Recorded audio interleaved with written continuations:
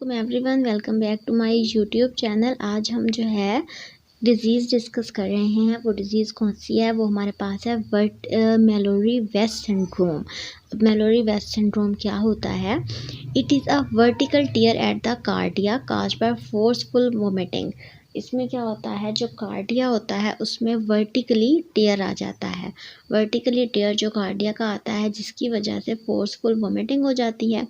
These tear lie just below the squamous-columnar junction at the cardia in the 90% cases and the esophagus in the 10% cases। उन्होंने कहा कि ये जो अब टेयर ये आ रहा था ना कार्डिया में, तो ये हमारे पास जो है कहाँ पर होता है, इसकी लोकेशन क्या है?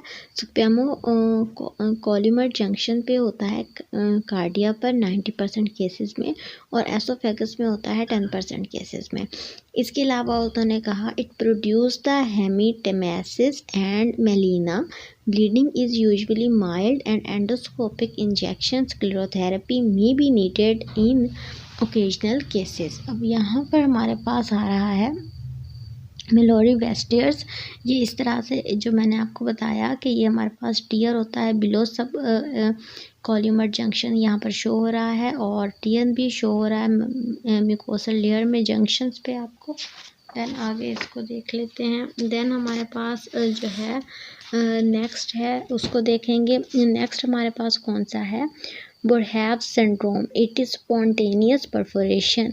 ये हमारे पास क्या होती है? स्पॉन्टेनियस परफोरेशन हो रही होती है इसमें।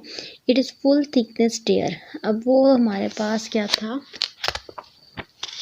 ये हमारे पास वर्टिकल टेयर था, और थिकनेस कितनी इन्वॉल्व थी वो मैंने मेंशन नहीं किया था, जबकि ये हमारे पास है फुल थिकनेस टेयर है। डिस्टल एसोफेगस का caused by excessive intraluminal pressure which is produced by forceful vomiting against the closed glottis. उसके बाद उन्होंने कहा ऑलमोस्ट 300 ईयर्स एगो, तकरीबन 300 साल पहले, Hermans Berhave, a Dutch physician, described the case of the Baron Welsner, the Grand Admiral of the Holland, 1724. Berhave was called to the bedside of the Admiral, who complained of several chest pain and exclaimed that something had just burst in his chest. The Admiral had consumed a huge meal, had taken a self-prescribed emetic, and shortly afterwards he vomited, but only a little, and this not easily. Over the next 16 hours, his condition progressively worsened until the died. Autoscopy revealed a rent in an otherwise normal-looking esophagus with food and medication in the left chest cavity. उसके बाद उन्होंने बताया Boerhaave syndrome is a transmural perforation of the oesophagus to be distinguished from the Mallory Weiss syndrome, a non transmural oesophageal tear also associated with the with vomiting. उसके बाद हमारे पास है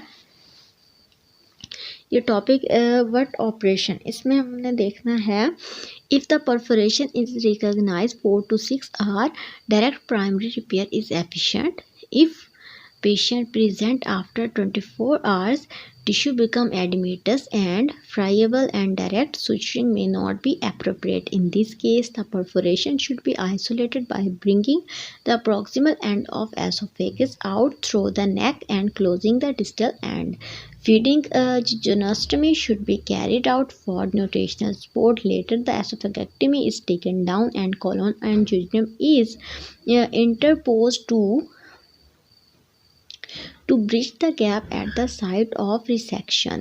Sometimes esophagectomy has to be performed when there is extensive necrosis of esophagus, as in the case of chemical ingestion.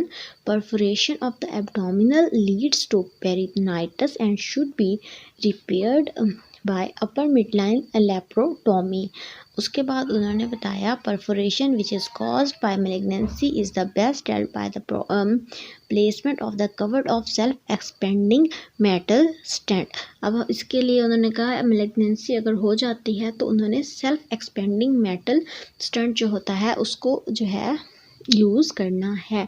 तो basically आज का हमारा topic complete हो गया है। तो यहाँ तक कोई भी इशू हो तो आपने हमसे पूछ लेना है। आज के लिए इतना ही, इजाज़त चाहूँगी। अल्लाह हाफ़िज़।